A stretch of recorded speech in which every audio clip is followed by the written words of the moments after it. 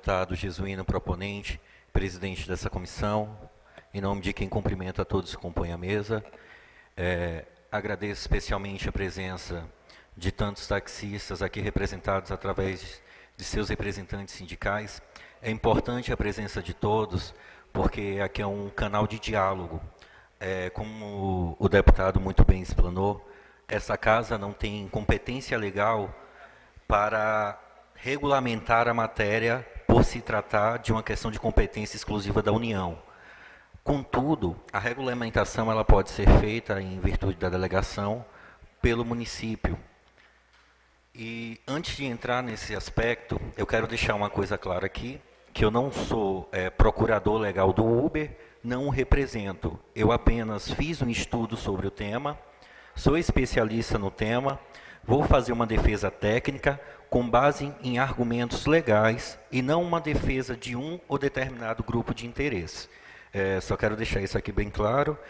E, inicialmente, eu quero destacar que o objetivo dessa audiência pública urge com a necessidade de casar com aquele que é um fundamento da nossa Constituição, considerada a Constituição Cidadã, que é a livre iniciativa, instituída através do artigo 1º, como um dos seus principais fundamentos. A Constituição tem uma partezinha nela que chama-se Constituição Econômica, onde trata-se da ordem econômica que rege o Estado Democrático Brasileiro.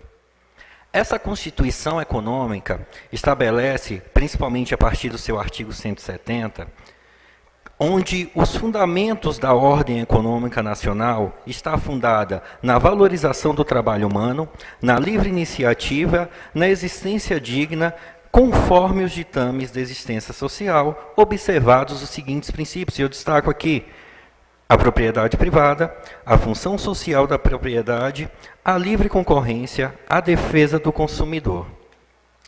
Por que faço questão de destacar esses incisos?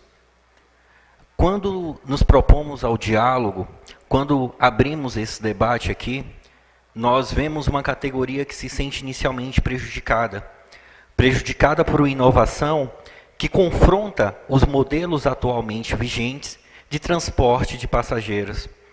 E para isso é necessário nós compreendermos, antes de tudo, de que forma o Estado pode intervir para regular essa questão. As principais razões que o Estado tem para intervir na economia está exatamente o que vemos aqui. De um lado, a incisão de um grupo, a revolta por conta de uma inovação. De um outro, temos um novo grupo econômico que quer adentrar no mercado, que já tem uma forma, quer queira, quer não, de atuação. Mas o que a gente tem que entender é que o Estado, ele não é a atividade natural dele intervir na economia. Quando o Estado atua porque há uma lei por trás dele, que assim o determina, assim leva a regulamentar uma determinada questão. E partimos aqui para a intervenção indireta, que é quando o agente normativo e regulador da atividade econômica, no caso o Estado, exercerá na forma da lei as funções de fiscalização, incentivo, planejamento, sendo este determinante para o setor público e indicativo para o setor privado. Partindo daí, surge a setorização das atividades econômicas, que temos o setor de planejamento político, que é a organização dessa casa, por exemplo, as atividades estatais típicas, e o setor de atividades econômicas de utilidade pública. E aqui começa o embate da nossa questão. A utilidade pública do serviço de transporte individual prestado pelo taxista é o X da questão a ser debatida aqui. Trata-se de um serviço de utilidade pública, em contrapartida, o serviço oferecido pelo Uber é um serviço de atividade privada típica. E é isso que nós temos que começar a amadurecer a partir deste diálogo. A gente tem que diferenciar a atividade econômica típica do serviço público, que é o serviço derivado de onde se deriva a atividade do taxista. E por isso vocês são regulamentados. Por isso as exigências legais para vocês são maiores, em virtude de se tratar de um serviço de utilidade pública. E daí gera essa sensação de que vocês são desprestigiados pela atuação do Uber. O serviço de transporte individual de passageiros ele é regulamentado pela Lei 12.587, que trata da Política Nacional de Mobilidade Urbana. E ela, em seu artigo 3º, parágrafo 2º, faz a classificação das modalidades de serviço de transporte urbano. Eles são classificados quanto ao objeto de passageiros ou de carga, quanto às características coletivo e individual, quanto à natureza do serviço público e privado. Ou seja, a partir de 2012, com a Lei de Modalidade Urbana, que se passou a verificar a diferença entre o serviço de transporte público individual de passageiros e o serviço de transporte individual privado de passageiros. Eu peço que vocês se atentem para essa evolução legislativa, que eu vou tratar agora também da questão da lei que regula a atividade dos taxistas, que é a 12.468, e ela diz que é atividade privada dos profissionais taxistas a utilização de veículo automotor próprio ou de terceiros para o transporte público individual remunerado de passageiros. Transporte público individual remunerado. Mas e a atividade particular de transporte de passageiros? Essa que é exercida pelo Uber. Onde que ela está regulamentada? Ou seja, não existe uma regulamentação a nível federal. Mas a ausência de regulamentação por si só justifica a inoperância de um serviço, que é garantido constitucionalmente através do fundamento da livre iniciativa? Essa é a primeira questão. Em que pese o legislador não ter expressamente optado por não regulamentar, até porque trata-se de uma atividade privada, e é isso que a gente tem que diferenciar, o serviço público ele é em regra regulamentado. A atividade do Uber não, é uma atividade privada. Em virtude disso, não impera a regulamentação. Fica mais clara ainda essa necessidade do legislador em diferenciar esse serviço quando a gente vê a própria alteração feita um ano depois, isso já quando começa a operar o serviço Uber no Brasil, na Lei de Mobilidade Urbana, no seu artigo 12. Ele trata no caput do artigo 12 os serviços públicos de transporte individual de passageiros. Já com a redação conferida pela Lei 12.865 de 2013, ele vem os serviços de utilidade pública de transporte individual.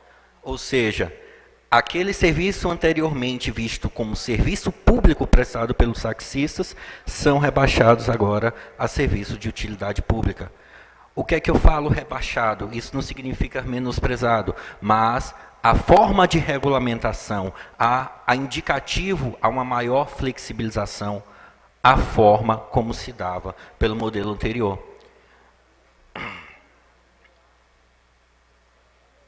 Artigo 12A, que é incluído.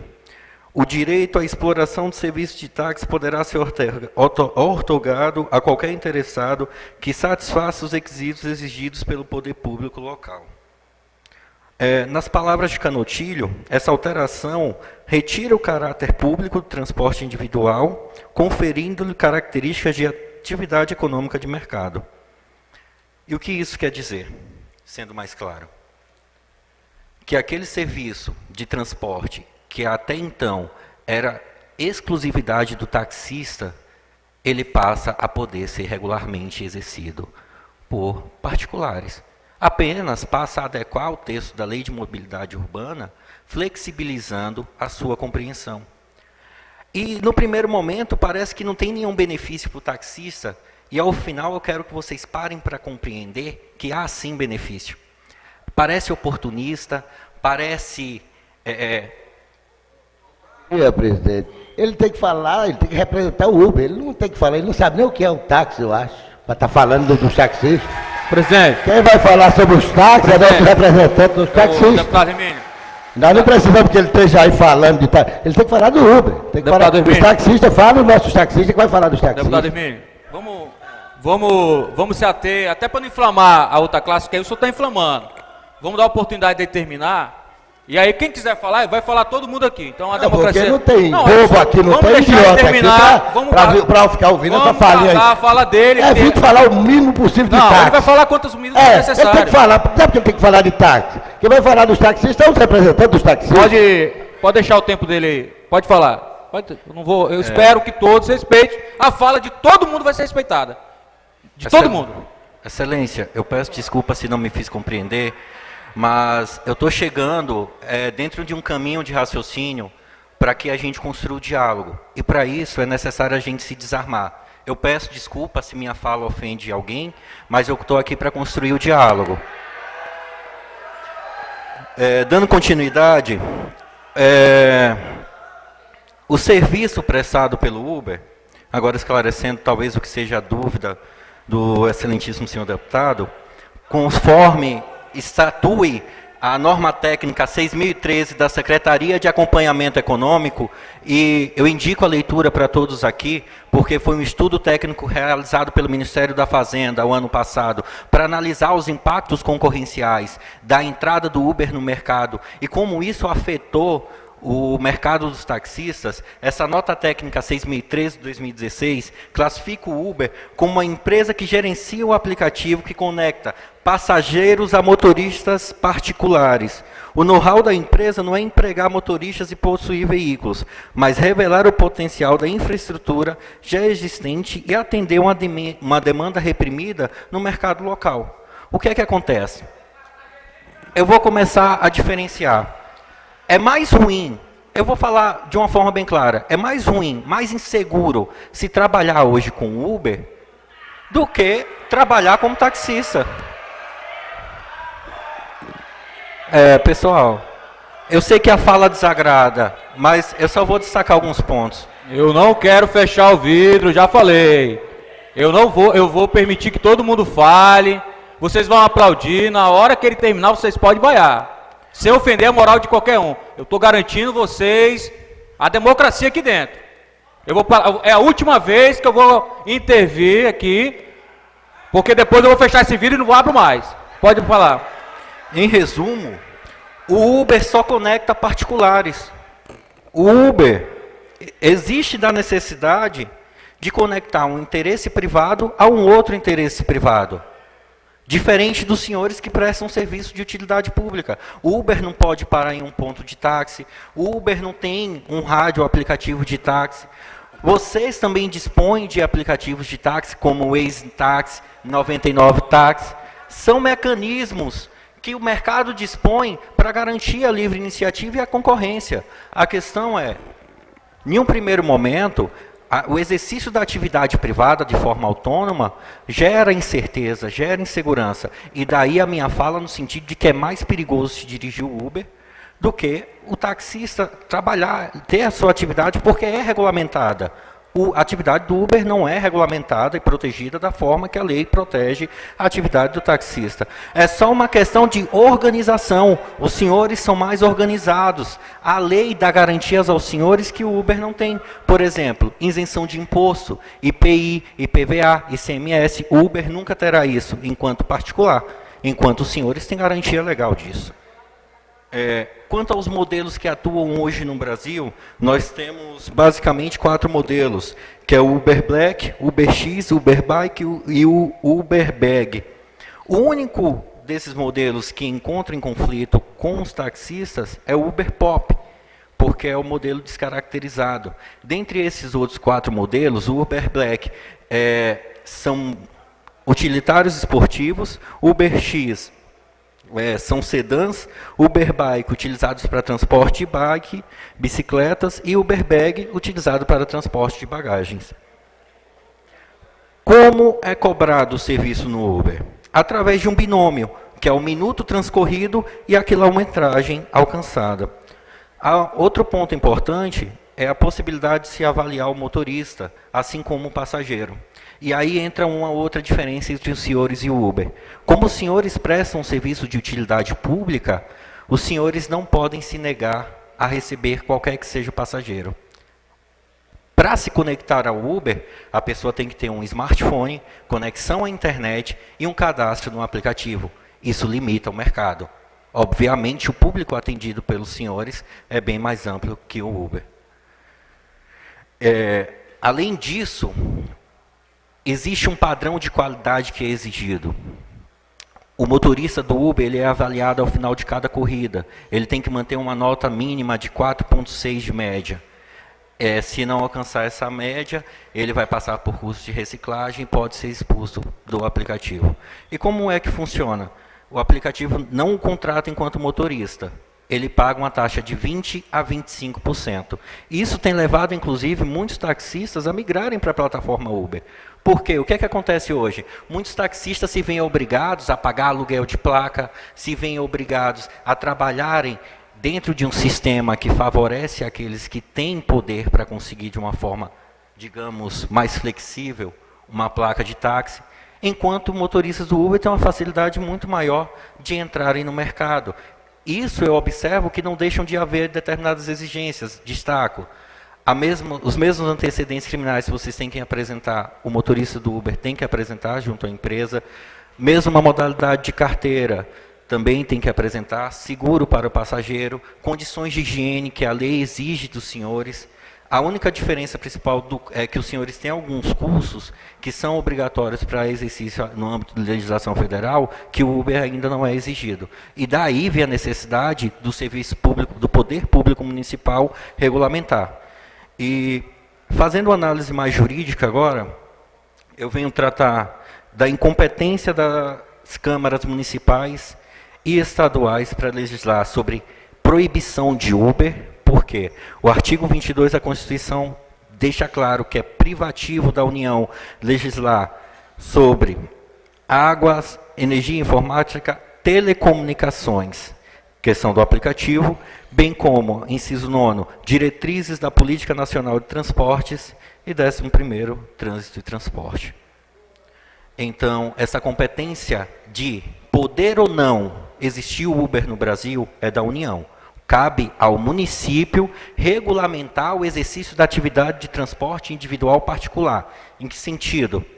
Normatizar de que forma ele vai entrar no mercado municipal. Não pode proibir. E esse tem sido objeto de diversos mandatos de segurança, cujo diferimento foram favoráveis à segurança foi garantida ao Uber, em virtude exatamente desse ponto. Não se pode proibir, pode regulamentar a entrada, que foi o que São Paulo fez. São Paulo e Porto Alegre limitaram a quantidade de carros que rodariam no município, garantindo assim uma reserva legal de concorrência, e sendo uma forma de dialogar e manter esse equilíbrio do mercado.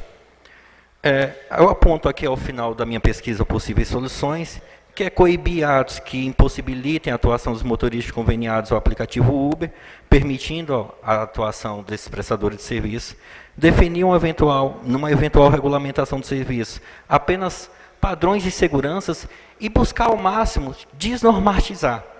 A maioria dos trabalhos que eu pesquisei sobre táxi apontam num único sentido. O principal fator prejudicial dos taxistas hoje é o excesso de regulamentação.